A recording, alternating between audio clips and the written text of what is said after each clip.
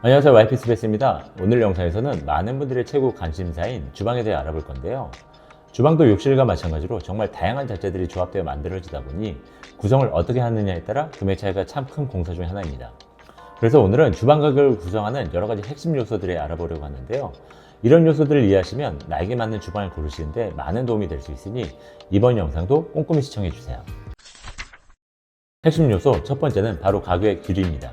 길이가 길어지면 자재가 더 많이 들어가게 되고 그럼 금액이 더 비싸지는 건 어쩌면 당연한 일이겠죠. 가끔 30평대 주방은 얼마가 나오나요? 라고 물어보시는 분들이 계신데 사실 같은 평형이라고 하더라도 주방 구성이 모두 다르고 그럼 결국 전체 길이도 달라지다 보니 주방 설계가 완벽히 나오기 전까지는 정확한 금액을 산출하는 건 불가능하긴 합니다. 인테리어 업체와 상담을 하시면서 대략적이나마 구조를 정하셨다면 어느 정도까지는 견적을 산출할 수 있겠지만 이마저도 어느 정도까지만 참고를 하셔야 돼요. 업체와 함께 구조를 정했다 하더라도 현장 방문과 실축 후의 견적은 얼마든지 변할 수 있거든요. 주방은 분배기, 후드, 창문 위치 등등 많은 요소들이 구조에 영향을 미치게 되는데 이 건축 도면만으로는 이 모든 걸 파악하기가 불가능하고 때문에 현장 실축 후 정확한 주방 설계가 나오기 전까지는 주방 구조의 변화 가능성을 항상 열어두셔야 합니다. 핵심 요소 두 번째는 바로 친환경 등급입니다.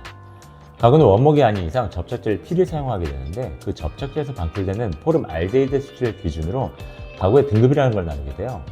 가장 낮은 등급은 E2 등급이고 가장 높은, 즉 좋은 등급은 SE0 등급이에요. 등급이 낮을수록 가격은 낮은 대신에 눈이 따갑고 코가 매운 반면 등급이 높을수록 가격은 올라가지만 냄새가 잘 나지 않는 장점을 갖게 되죠. 따라서 아토피가 있거나 호흡기 질환을 갖고 계신 분들은 SE0 등급을 요청하기도 하시는데 사실 그런 분들을 제외하고는 보통 E0 등급을 가장 많이 사용하세요. 인테리어 상담할 때 별도의 요청이 없으면 보통 E0 등급으로 가구 견적을 드리는데 가끔 그렇지 않은 업체들도 있어요. 가구는 크게 몸통과 문짝으로 구성되는데 대부분의 업체들은 몸통과 문짝 둘 다 E0 등급으로 사용하지만 몸통은 E1, 문짝은 E0를 사용하는 업체들도 있거든요. 그러니 가구 견적이 타 업체에 비해 저렴하다 싶으면 이런 점을 의심해 볼 필요가 있다는 겁니다. 핵심 요소 세 번째는 도어의 소재입니다. 일반적으로 몸통은 문짝에 비해 중요도가 낮기 때문에 TV라는 저렴한 소재로 만들어지는데요. 그에 반해 문짝은 MDF라는 소재로 만들어지며 최종 마감재의 종류가 많고 어떤 종류냐에 따라 금액 차이도 꽤 커지게 되죠. 주방 문짝 소재는 생각보다 종류가 많지만 여러분은 세 가지 정도만 알고 계셔도 되는데요. 먼저 첫 번째는 펫도어로 그냥 물성이 매우 좋은 필름이 붙은 도어라고 보시면 됩니다. 흔히 플라스틱 병을 두고 페트병이라고 부르는데 펫도어의 펫도 같은 어원이라고 보시면 돼요. 다시 말해 플라스틱 물성이 주방도어에 있다 이렇게 보시면 되는 거죠. 펫도어는 국민 주방 도어라고 불릴 만큼 현재 가장 많이 사용되는 도어인데요. 그렇다 보니 대부분의 업체가 이 펫도어를 기준으로 가구 견적을 내주는데 제품군이 엄청 다양하지는 않은지라 내가 원하는 패턴이나 컬러를 찾지 못할 수도 있다는 애로사항이 있어요. 그런 경우엔 두 번째 종류의 도장 도어를 선택하시면 되는데요. 이 도장 도어는 컬러가 수백 가지라서 내가 원하는 색감을 필히 찾을 수 있다는 장점이 있고 가구도의 측면인 엣지를 엣지 필름으로 붙이는 게 아니라 표면과 동일하게 도장을 하다 보니 이음매 부분이 생기지 않고 훨씬 더 자연스러운 마감이 된다는 이점이 있죠. 하지만 도장 도어는 일반적인 펫도어에 비해서 가격이 높은 편이에요. 또 그렇다고 너무 부담스러울 수준은 아니에요. 도장 도어라 하더라도 도어의 형태에 따라 가격이 제각각이거든요. 예를 들어 웨인스코팅이 많이 들어간 형태는 도장 작업 시에 손이 더 많이 가기 때문에 금액도 덩달아 오르겠지만 이 민자 형태의 도어는 작업성이 좋아서 그렇게 부담스러울 정도의 가격은 아니니 펫도어에서 내가 찾는 색감이 혹시 없다면 도장도어도 고려를 해보시라고 소개해드렸어요. 세 번째 종류는 무늬목인데요. 아직까지 화이트 우드 인테리어를 좋아하시는 분들이 많으신데 필름으로 만들어진 우드 도어도 있긴 하지만 아무래도 필름이다 보니 자연스러운 느낌이 적어요. 그래서 조금 더 고급스럽게 우드 화이트를 연출하고 싶으신 분들은 실제 나무 껍질을 붙인 무늬목 도어를 선택하시죠. 사진으로 보면 우드 필름 도어나 무늬목 도어가 비슷한 느낌으로 보일지 몰라도 실제로 보면 무늬목 도어가 확실히 자연스러운 느낌이 강해요. 단 어떤 걸 선택하시냐에 따라 금액이 천차만별인 게 바로 이 무늬목 도어이기 때문에 여러 가구 도어 중에서도 가장 비싼 도어가 아닐까라는 생각이 듭니다. 핵심 요소 네 번째는 바로 상판입니다. 상판은 크게 인조 대리석, 엔지니어드 스톤, 칸스톤, 세라믹, 대리석, 스텐 상판으로 나눌 수 있는데요. 상담 시 인테리어 업체에게 별도의 언급을 하지 않으신다면 기본적으로 견적의 기준이 되는 건 아마 인조 대리석일 거예요. 이때 인조 대리석은 또 중국산 인조 대리석과 LG 하이막스나 롯데 스타론처럼 대기업 브랜드의 인조 대리석으로 나뉘는데 중국산 인조 대리석이 조금 더 싸긴 하나 실제로 샘플을 보시면 칩이 크고 저렴한 티가 나서 세입자용이 아니라면 지향하시는 걸 권장드리고 있어요. 앞서 이야기한 바와 같이 가구 견적이 타 업체에 비해 저렴하다면 이 가구 등급과 상판이 저렴할 확률이 높으니 참고하시고요. 다음 엔지니어드 스톤을 말씀드리자면 다들 하나에서 난 칸스톤이라는 이름 기억하시죠? 근데 사실 하나뿐 아니라 롯데, LG에도 엔지니어드 스톤이라는 게 있는데요. 엔지니어드 스톤은 천연 강물인 석영을 사용해서 인위적으로 만든 상판인데, 석영을 사용해 만들다 보니 인조 대리석보다는 훨씬 더 고급스러운 느낌을 줘서 신축 아파트에서 자주 볼 수 있어요.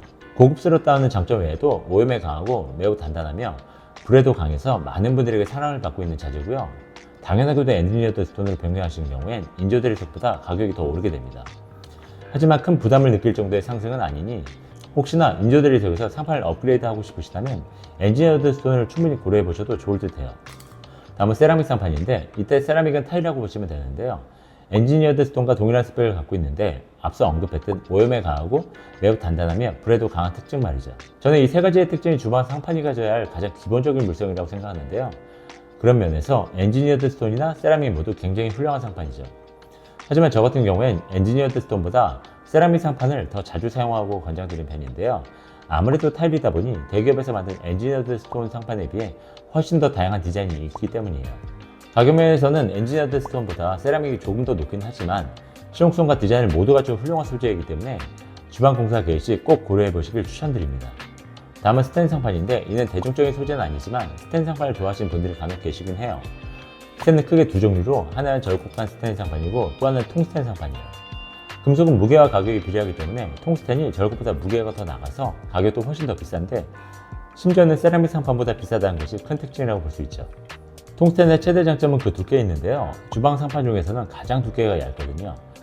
절곡하는 경우에 최소 두께가 있지만 통스텐은 몇 미리만 돼도 상판으로서 기능을 충분히 해내요.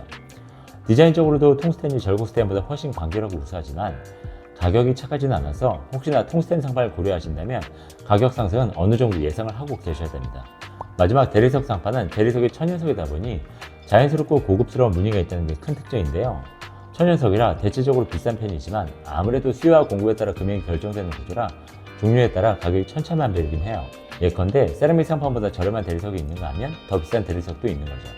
대리석이 디자인적으로 가장 우수하다고 하지만 모든 사람들이 대리석 상판을 선호하는 거 아니더라고요. 높은 가격도 큰 부담이 되지만 오염에 취약하다는 점도 실용성을 매우 떨어뜨리는 요소이죠. 이 외에도 화려한 패턴이 부담스러우신 분들도 있고 집 전체 분위기가 따로 논다고 생각해서 싫어하시는 분들도 계세요. 이렇게 상판의 종류에 대해 쭉 알아봤는데 이 중 어떤 걸 선택하냐에 따라 가격이 3배, 4배까지도 뛰기 때문에 상판 소재의 주방 전체 가격이 큰 영향을 받는다는 사실 꼭 알아두시길 바랍니다. 마지막이자 다섯 번째 핵심 요소는 바로 하드웨어입니다. 주방에서 사용하는 하드웨어는 수도 없이 많지만 많은 분들이 가장 관심 있어 하는 건 경첩과 서랍 레일인데요. 국산 경첩과 서랍 레일도 충분히 좋지만 하드웨어에 관심이 많은 분들은 수입 제품인 블룸 제품을 주로 찾으세요. 터치나 경첩 같은 경우엔 블룸을 사용하셔도 큰 부담이 되지 않겠지만 서랍 레일의 경우엔 얘기가 좀 달라져요. 국산 제품을 사용하실 때와 가격 차이가 좀 있는 편이죠. 하지만 서랍의 개수가 적다면 그렇게 큰 부담은 되지 않을 수 있으니 업체에게 블룸 제품을 요청하셔도 돼요. 그러나 반대로 주방이 길고 서랍이 많다면 가격 격차는 계속 벌어지게 되니 그때는 어느 정도 금액 상승을 생각하셔야 돼요. 이 외에도 더 다양한 하드웨어들이 있는데 이런 것들은 필수라기보다는 나의 편의를 위해 추가되는 제품들이라 주방을 편하게 사용하기 위해 하드웨어를 하나씩 추가한다면 그 비용은 눈덩이처럼 커지게 된다는 점 기억하시고요. 일반적으로 상담을 할 때는 주방의 구조를 정확히 정할 수가 없기 때문에 이런 하드웨어들을 미리 예상해서 넣는 건 불가능하고 추후에 설계 후 디자인 미팅을 하면서 하드웨어를 추가한다면 이 부분에서의 가격 상승은 당연히 예상을 해줘야 합니다. 자, 이렇게 해서 주방 가격에 영향을 주는 여러 가지 핵심 요소들에 대해 알아봤는데요. 어떻게 구성하느냐에 따라 같은 평형의 주방이라도 금액 차이가 꽤 클 수 있겠다는 생각이 드시죠? 오늘 영상도 많은 분들에게 도움이 되었으면 하면서 마무리해 보겠습니다. 영상 시청해 주셔서 감사드리고 그럼 다음 영상에서 뵙겠습니다.